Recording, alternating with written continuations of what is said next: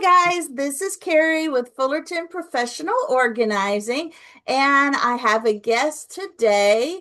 And on this podcast, we help people declutter their faith, their home, and their business. And I'm going to go ahead and just get started with our guest. I'm going to let her introduce herself and tell us what her specialty is in what she does. All right, go ahead.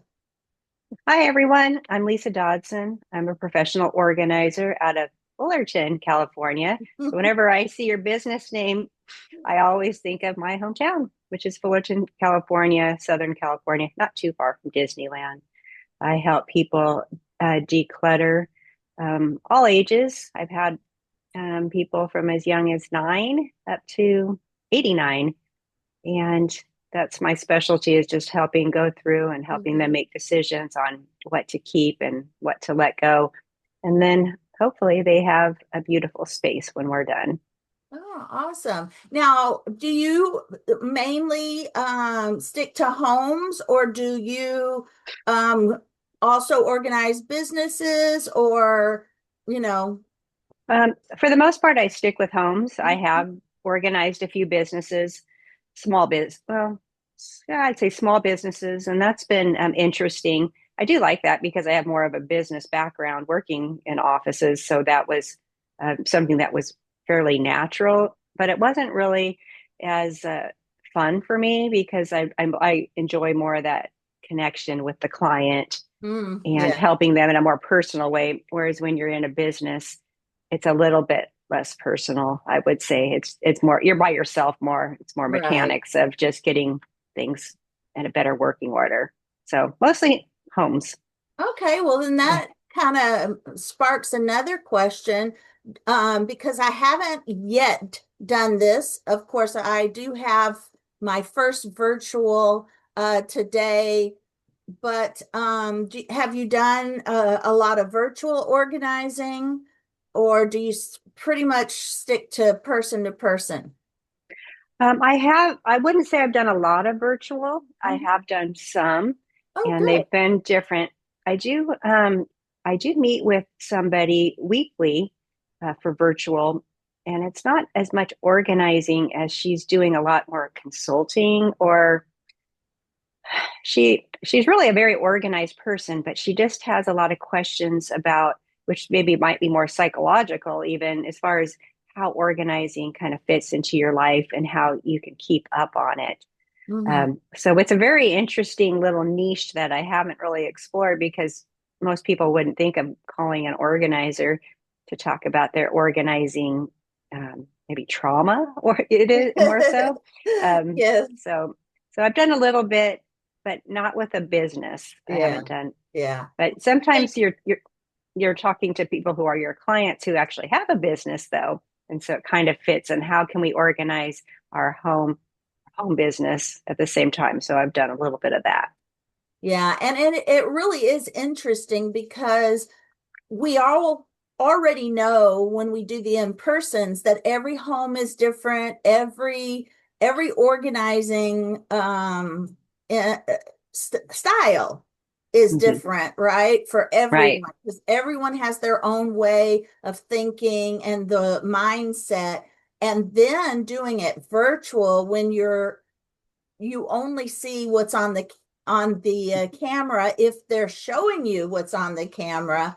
Yes, Yes. and then if you're doing like what I'm doing after I talk to you, um I am helping a law office. Now, mainly they just want their employees to have a neater desk and so we're Mm-hmm. basically just talking about basic professionalism and keeping their desk organized. But I did look up, of course, law offices, and there's more to it. But knowing exactly how they do it versus what I researched, they don't have time to tell me every single little detail. Mm-hmm. So I will be asking them also some questions because it's supposed to be a group Zoom. So that's very, very interesting. Now, was there a moment when you felt like you were led to take, I mean, first of all, how did you get started in your business? What was the spark that said, I'm going to start this organizing business? hmm Well, that goes back about 13 years ago when my kids were still at home, Mm-hmm. and I was looking for something to do that would give me flexibility. And so I just did that, that little online search for stay Search. at home moms type jobs. And I was trying to find something that met with my skill set that I might find to be interesting. I had already done some administrative work for other just kind of random people. Um, so what I did is I found a group of organizers that were meeting, and I went and joined their group. Oh, a And local group. yes, it was a local group. And because I had never heard of professional organizers at that time. I mean, Hmm. they'd obviously been around, but I'd never And heard how of it. long ago was that? That was 13 years Oh, ago. yeah. Forgot you said that 13 years ago. Okay. hmm So I just went to this meeting and to learn a little bit about who they are or what they do. And I thought it was really interesting. And then I did my own little research. Well, what's a professional organizer? And I help people get organized, which is pretty a basic definition. But the thing that was very helpful was that one of them asked me to work for her, Mm-hmm. and so I called that year, which wasn't easy at all. It was actually quite difficult, my interning time. And so that's where I learned that part of what my skill set, which is I always tell people is kind of unusual, is that I like to sort. And when you're organizing, that's really the basic premise of Hmm. sorting things into different piles or different groups, like with like. And I found that was fun for me, and that's what's hard for a lot of our clients is that Hmm. they see this overwhelming, um, could be a mess or a pile or just a room, and or even a law office. They see this whole partitioned off space with all these different people who have different piles that they, as the manager, doesn't feel are organized. And I Hmm. was able to go in and help create order in those environments. And that's kind of where it started. And then after a year, I began my own business because I felt that I could offer things to people that might be a little different than the person I was working for. She and I have very Hmm. different styles. And that's why I always tell people too is when they're, looking for an organizer, you really need to find that person with the best fit for you, you know, Yes. because we're just as they are, we're all different too in our styles and our approaches and so forth. So then I just started doing some presentations, and it just kind of organically started from there, having a few clients, and then Hmm. you find the other business practices to kind of build up your Yeah. clientele. Yeah, I think what is really cool now, I didn't work with any organizers, but I can imagine what is cool is you work under an organizer and then you start taking notes of what you would Mm-hmm. do different, not what they're doing wrong, but what you would do in your style, in your way of running your own Mm-hmm. business. And I think what a lot of business owners, not just organizers, but a lot of business owners don't realize that you can do, I mean, sure, you have to have a plan that people will pay for, but you can run your business different than other organizers. It doesn't have to be, you don't have to do garages if you are not a expert in garages.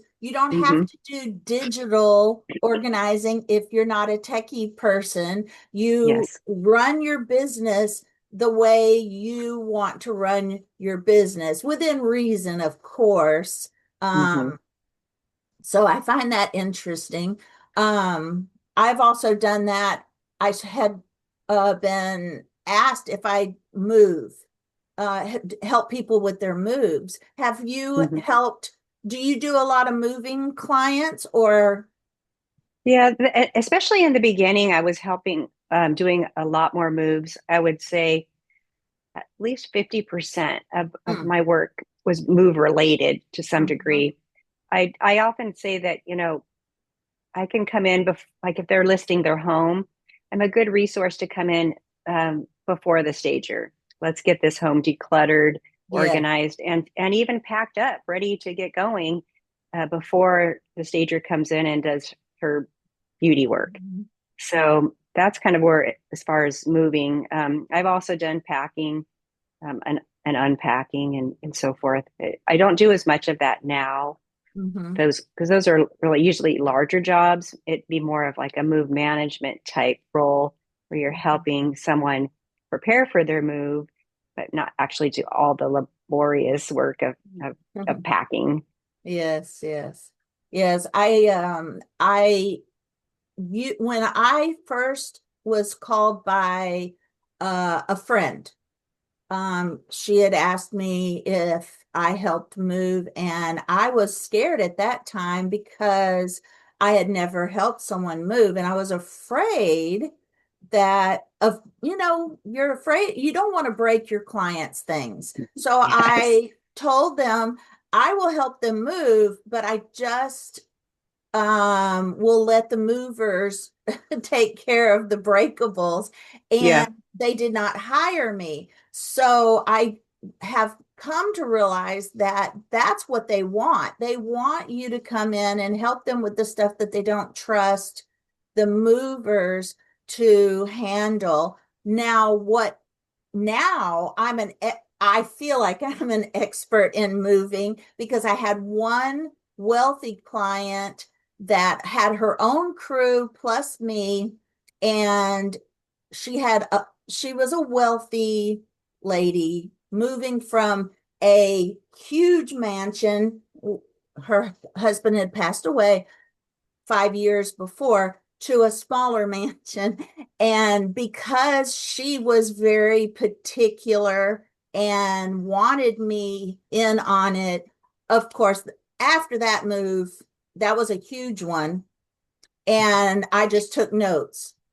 I took Mhm. notes on everything that her employees did that she didn't quite like, just because it wasn't consistent, not because they did a bad job, but because there was like five offices. And if you put office on all the boxes, you're still not going to know which Right. office it's going in. So those type notes. So I think that's really what made me very, very comfortable now. And I do a lot of moves with Mhm. clients, and I really love that. That was a niche I never thought of. Now, with school coming around the corner, have you done any classrooms? I haven't yet. I used to be a teacher, and I would love to get into a classroom and help teachers get organized. But is that something, because you've been doing this 13 years? This is the reason I'm asking you these questions, because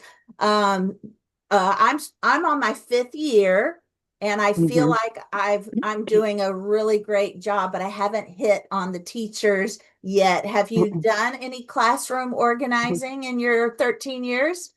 I have, and that was Awesome. fun. What's interesting is people will always tell you you need to specialize in a certain area. And over this time, I've wanted to do that because people said, "Oh, you need to," but I never have. And what's been nice about that is that I can share experiences all across the board of all different types of Mhm. people I've helped or businesses, and or yes, even in a classroom. That one was really fun. Going in, she was uh, a newer teacher. Well, not super new, not brand new, but she hadn't been there like 50 years, but she'd been there quite a while. She did, so she had accumulated a lot. And when they're in their rooms for a long time, they keep continuing to accumulate because they're Yes, teachers and you never know what you might need. I did And that. all the cabinets start getting messy, and so do the file drawers because Hmm. they're not the teachers typically are more creative versus paperish. We And don't so, throw a lot of things away. and with that, as you know, as an organizer, things accumulate and then they get, a little messy. So that was fun. She was overwhelmed when we emptied out one of the cabinets that had different manipulatives. And so, because I'm the sorter, I had to sort them all into Mhm. the right groups so that she could find things that were appropriate for whatever that lesson was, Mhm. which she appreciated, but it was a lot. It was overwhelming to her to get that done. And because, as most teachers are on quite a budget, we only had a very short, limited amount of time Mhm. to get these things done. So you have to Mhm. really focus on prioritizing on which area is giving the most pain for her Yeah. when she's with her students. So it wasn't we it wasn't exactly how I would have liked to have left it, but that Mhm. was only because of time issues Oh, and yes. time and money. But yeah, that was fun. But I remember one in particular. Maybe there's been more. It's kind of funny. Over time, you kind of forget until somebody asks. Hmm. So like I didn't go into that area saying I'm going to help teachers. Um, but I think it's a great opportunity, especially this time of year. Or actually, it's almost a little bit too late now. You really need to catch them a couple of weeks or so Right.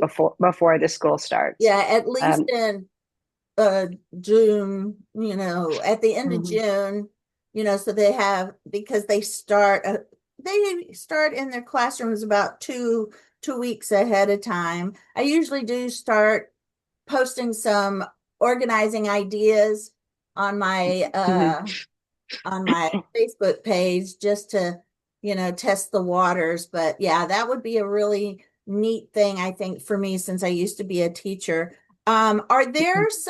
What are some myths in professional organizing that you find that are myths that you would like people to know about? As a professional organizer, we don't go in and throw away all your stuff. Hmm. That seems to be the fear, is that we're going to just throw away all their things, but that's not true. I never throw anything away without permission. And sometimes there are even things that they laugh at because they think, well, why would she ask me about that rubber band? I've Hmm. worked with enough people to know that they like to save their rubber bands. So everybody's different in what they Yes. want to keep or let go. So I think the myth is that the organizer, because usually he or she is very organized, will go in and just start doing things without uh, Permission. consulting, Hmm. yeah, consulting with the client permission. We just And take that's over. mhm. And that's not really true. I think at least many of us, maybe not all, it's not, like you said earlier, we're not all the same, but that we will actually try to find out what their pain point is or their needs or their level of commitment to the project and how it should be done.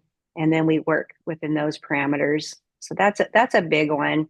And Hmm. the other one, which I find for myself, and this isn't true for everyone, is that when I say I'm a professional organizer, they think that I focus mostly on pantries and closets. Hmm. Um, and that's not for my business. That's not really true. I've done both of those many times, but really, I tell people now, maybe because I've been doing it longer, is that I really focus more on the decluttering part. How Hmm. can we go through and help you to have less, whether they're moving or staying or combining households, or usually there's something that's happened that causing them to need to downsize or let things go. And that's where I focus most. And that's a part that a lot of people don't understand. Hmm. And there's also people that don't need that. Like in a law office, they shouldn't have a lot of clutter. They may have a lot of excess paper. Right. So those would be conversations on, well, how can you digitize or are you digitizing? And Yes. that may even go to a whole different type of organizing Hmm. that I don't do. That doesn't Right, right. Yeah, it, you law know. offices have to have both. They have to have the Mm-hmm, paper and the digital. And mm-hmm, yes, that's one thing. Um, yeah, I can tell mm-hmm. them what's needed in the digital space. Yes. But me going in and doing it for them digitally, that part is, I do have someone that can do that. Luckily, I Hmm. do have someone that can do that. So I'm able to, able to refer that on. But yeah. Well, awesome. This is why I do interviews with other organizers, because it gives your, if people in your area see this video, or Hmm. my area, they kind of get an idea of what organizers do. And Hmm. it kind of makes them a little more comfortable, knowing what it is that they're getting into. So Right. I love that. All right. Well, let's see. So you've been doing this 13 years, and what made you continue doing this after your kids are probably grown now? They're grown now. I have a granddaughter. Mine are Yes. too. I just never know, because I'm an older mom. I didn't I didn't have my kids until I was 36, no choice of my own. But so sometimes I'm not sure where the kids Right. land, because mine are now grown, but a lot of my friends, they're already having grandbabies and all of Yes. that stuff. But anyway, so you enjoyed it enough that even once your kids were grown, you have continued to organize. Right. And so even in the earlier years, it was and it was kind of just because I'm just starting too. Business usually is slower, Mm-hmm. and which it was great because I didn't really want to be full time because I didn't. That was part of the idea, or I could just work in the day while they're at Right. school. Um, and what the fun part is as I got older in my earlier years, I would hire them to help me in some of my Oh, yeah. in my very full type jobs. So they experienced some very good sorting and seeing homes of people that really needed great organizing help. Those were Oh, my more difficult jobs. So I exposed them to that. So now they know exactly what I do. well, that is great. Um, yeah, and well, now they wouldn't have time to help me, and I don't need them anymore because now I work primarily on my own, and it's Yes. kind of shifted. In the earlier years, I would hire people to help, not just my kids; those that was just temporary. But I'd have more teams, and now I focus more solely giving people that one-on-one support rather than the larger teams where we're really digging in there through the piles and the rooms and more people with supporting tendencies and things like that, where I don't see that quite as often now. Mm-hmm. And I just found that I really enjoyed helping people in that way. And there really is just a need among Mm-hmm. all types of people. And I love that you're doing a podcast to kind of help share that information Mm-hmm. because not people just don't know we exist still. I know Yeah. it seems crazy, but Or it's they want so to know true. what it is. What is that? What Yeah. is a, I mean, that does surprise me a little bit, because now there's more on TV about professional organizers. So it does surprise me that I do get a lot of what is that? Hmm. But And I what think to that do. that goes back to your question of what's the myths. When Mm-hmm. you watch it on TV, those are 1 hour segments typically, and so much of it's edited on the Mm-hmm. hoarder show, especially. But even the shows where they're prettying things up, those are so unrealistic that people Right. like, The oh rainbow order in your refrigerator. That's yeah, or they look like they have like 4 pairs of pants that they're all hung nicely in the closet. They're not showing where that other stash is, or yeah. so the myths is that people most people's closets do not look like that unless they have a very large home and a lot of money, Mm-hmm. and even at that they only stay like that for the viewers. When we go in, we I tell them, please don't clean up. leave it Mm-hmm. in its natural state so that Yeah. I can see where you're struggling and we can make it look We prettier can and tweak whatever. that area to make it work better if we know where it piles up and where the bottleneck, I guess you would call it, is. Hmm. Yes, I love that. And no bins until we know what organizing systems we need. Yes. We've got to know what we need. We can't just start buying, you know, Yes. bins I, and I, baskets and, you know, um, because yeah, yeah. that's a good one. How many people have you gone into their homes and their organizing tools and bins are their clutter?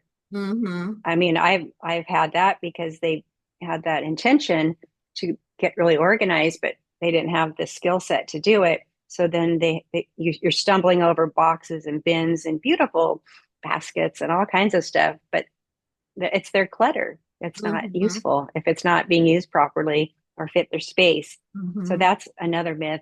Do not buy your organizational tools before the declutter. They don't. They Absolutely. do not help. Absolutely.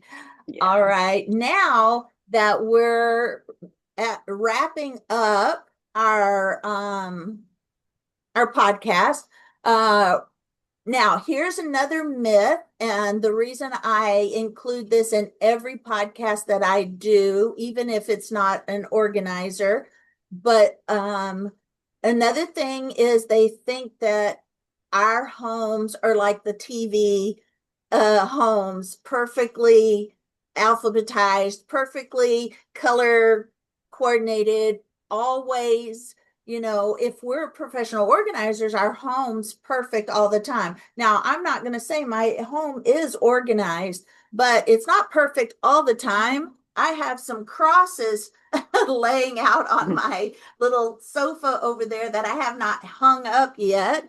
But what is one area as an organizer that is your little messy spot? And what is the one thing that you're the most proud of in your own home? Your little messy spot and your, Well, I probably could probably have more than one little messy spot, but I would say if I had a weakness on organizing, it would probably be my paper piles. Mhm, So I have a lot of sympathy with people who have paper piles because although I certainly know how to organize, I've filed many things. That would be the thing that I least like to do. mhm. So I might let my inbox get a little bit too full. Um, but then I'm the thing to be proud of in any of these piles. I have another little pile I was starting to work on yesterday in my room that I stopped midstream because my daughter came over, and so I just put it back into this little basket. Mhm. And is that I can get it done quickly if I set my mind and time for it because I have my systems in place. Yes. So that's the difference that I can make it look, well, maybe not magazine worthy, but Mhm. where I'm comfortable that there's not a lot of clutter around in a matter of some time. Because I have the systems, I have the places to put things. That's really the key is to have a home for everything. Mhm. And Yeah. that's what people don't always have is a home for it. They Mhm. just start stashing it wherever it might fit. But I have intentional homes for my paper. I have a file system that I can use. Um, I have for my little pile of books that I've collected. I have a bookcase, or or I have a giveaway bag if I don't want them, or so I have things to do where I could clean them up. But I'm not super uncomfortable if I do have a little bit of clutter sitting around. Mhm. So, like, so Mhm. you know, you don't walk in my home and say, "Oh, wow," Mhm. that's like wonderful, but you wouldn't say it's cluttered either. I just say Right. I'm just regular. I have stuff Right. out when I need it, and I put it away when I want to. Yeah, I think that's also the myth. Organization doesn't mean you have to have a magazine perfect home every single day.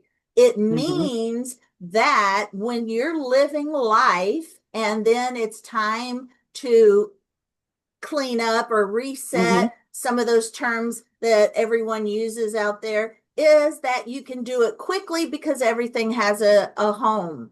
Yes. And that is really it. Because there are times, you don't want to, okay, I have Christmas in December, so I need to spend all of November getting my house in order so I can house guests just for Christmas dinner. You want to be able to keep up with it. You don't want it to be so overwhelming.